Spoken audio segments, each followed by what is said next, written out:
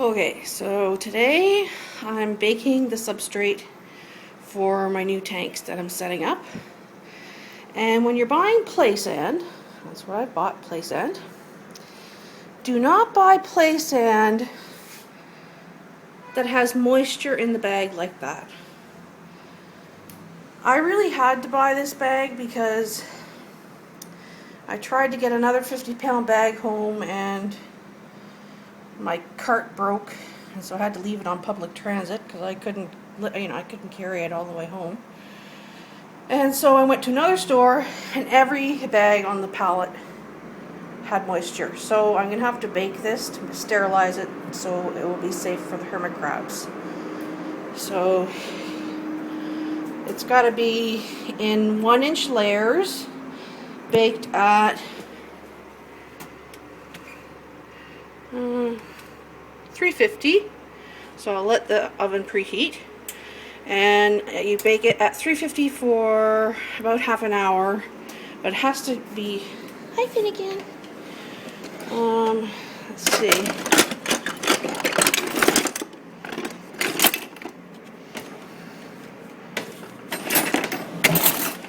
I'm going to use a meat thermometer to make sure it reaches the right temperature for it. It's got to be, I think, a little over 200 degrees for at least 5 minutes. May the baking commence. So I've invited some friends over for dinner, and I'm serving sand. Don't worry, I'm baking it. Just kidding. And you don't have to bake your sand unless it came in a moisture-ridden bag. Otherwise, you could just rinse it. Or if you're using it, reusing it, like from your Crabitat, you can sterilize it, and like I'm doing with this stuff, and use it again. So this is a little over half the bag out of all the possible containers I have to put it in the oven. And the oven isn't quite preheated yet, so I'm going to go down to my storage locker and get the other tanks.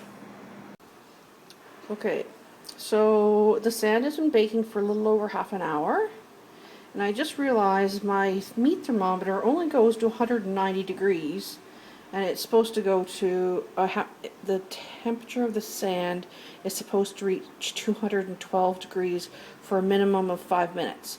So I'm going to measure the temperature, and if it at least is at 190 degrees, I'm going to cook it for another 15 minutes just to be sure, and I'll see how that goes. Okay, one thing about the iPhone, it does not do macro well. But anyways, it's at 190 degrees now. So what I'm going to do is I'm going to let it cook for like another 15 minutes. I'm going to go get myself a Slurpee at 7-Eleven. And when I come back, I'll put in the next batch to bake. So that's the freshly baked sand that I'm going to let cool now. I baked it for about 45 minutes just to be safe. And I'm going to enjoy my lovely orange Slurpee while it cools. And then I have 2 more containers there, and it's not about I would say a quarter of the bag left to bake. So I'll have to wash these containers to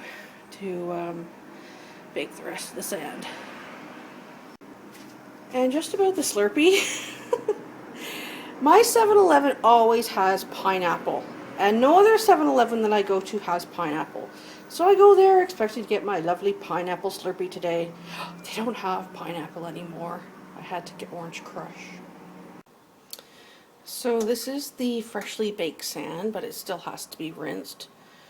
Kind of surprised. This is the first time I've used play sand. I've always used aquarium sand, and it's really, really dusty after I've baked it.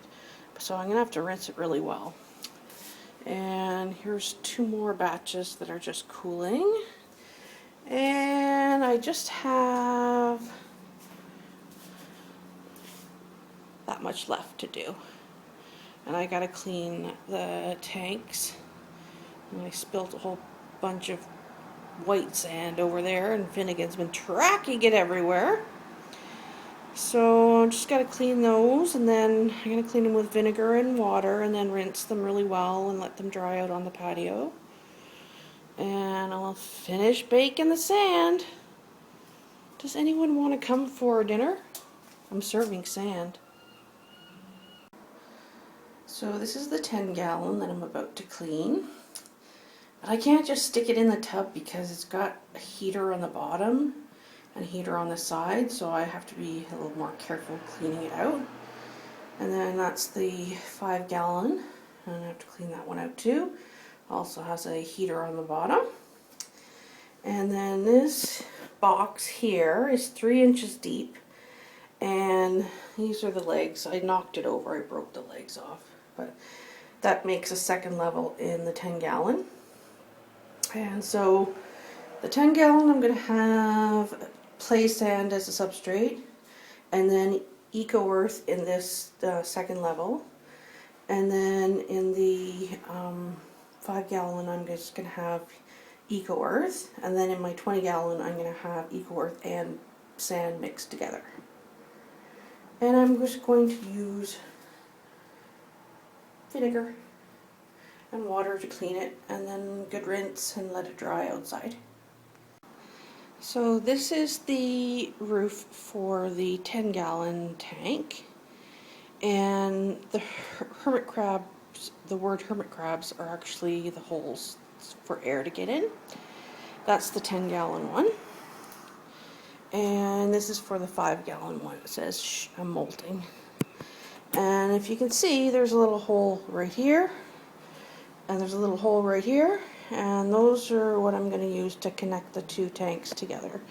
So this is actually a raised lid, so it makes a 10-gallon much bigger, and I had those holes cut so that I can connect the two tanks, so they have a little variety wherever they want to hang out. So the tanks are clean now. I'm just leaving them outside to dry.